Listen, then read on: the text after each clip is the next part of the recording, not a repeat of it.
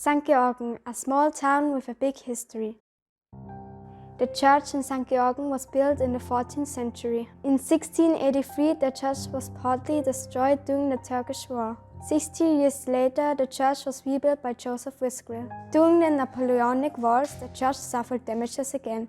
In May 1809, French soldiers plundered the church while damaging it as well. Franz Haydn, who was a pastor at that time, made many renovations and repairs in the palace's courtyard and the church building. Today you can marvel at some wonderful pieces of art, sculptures of holy saints, and the Stations of the Cross pictures. St.Georgen, the eponym of St.Georgen, is also depicted there in several artworks and statues. Ochsenburg Castle is a castle in St. Pölten. It stands on a roughly 30-meter high ledge on the right bank of the Traisen in Ochsenburg. The castle was built in the 14th century, in the time of the Bambergers.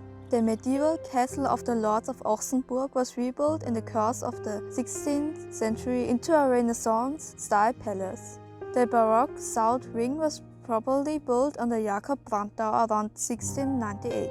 From 1383 to 1530, the castle was owned by the canons of St. Pölten. During the Second World War, the castle was used as a military hospital and then fell into disrepair. Since the renovation, the castle served the St. Pölten bishops as a summer residence. In 2010, it became known that St. Pölten was offering Ochsenburg Castle for sale for around 3 million euros. Life was hard for the peasants of St.Georgen in the 16th century. Not long ago, the land was destroyed during the First Turkish War. In addition, they were exploited by their landlords, forced to pay high taxes and recruited for hopeless crusades against the Ottoman Empire. An army of peasants was formed under Georg Brunner, who demanded the surrender of the city of St. Pölten. In the night from April 5th to April 6th, the decisive battle took place south of the city on the Steinfelde, in which the peasants were devastatingly defeated. They fled to Wilhelmsburg, where the leaders were cruelly executed. During the First World War, from 1914 to 1918, many refugees came to St.Georgen, so there was a severe shortage of raw materials. At the end of September, many barracks were built for the soldiers in St.Georgen as well as for food manufacturers. Most of the 75,000 prisoners of war living here were Russians. The Russian cemetery still bears witness to the epidemics and deaths in the camp. 1,820 soldiers were buried here, mostly Russians, then Jews, Muslims and some Italians. 85 years ago, on July 24th, the construction of a new 5-class school on the main street of St.Georgen began. There was a dispute between Ochsenburg and St.Georgen because Ochsenburg, where at the time many more people lived than in St.Georgen, wanted to carry out their own school building project in Ochsenburg. Despite strong protests, the government decided to build a school in St.Georgen. In 1910, the school had 300 pupils in 5 classes. In the 5th grade, there were 89 children, 47 boys and 42 girls.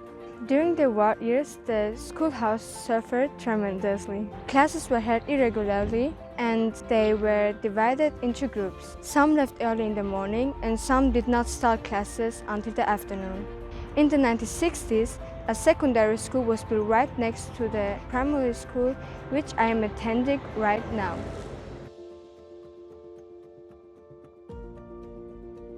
The Köstler company was founded on the 17th May in 1928. It evolved from a mechanics workshop and a bike manufacturer to a globally recognized turbine constructor.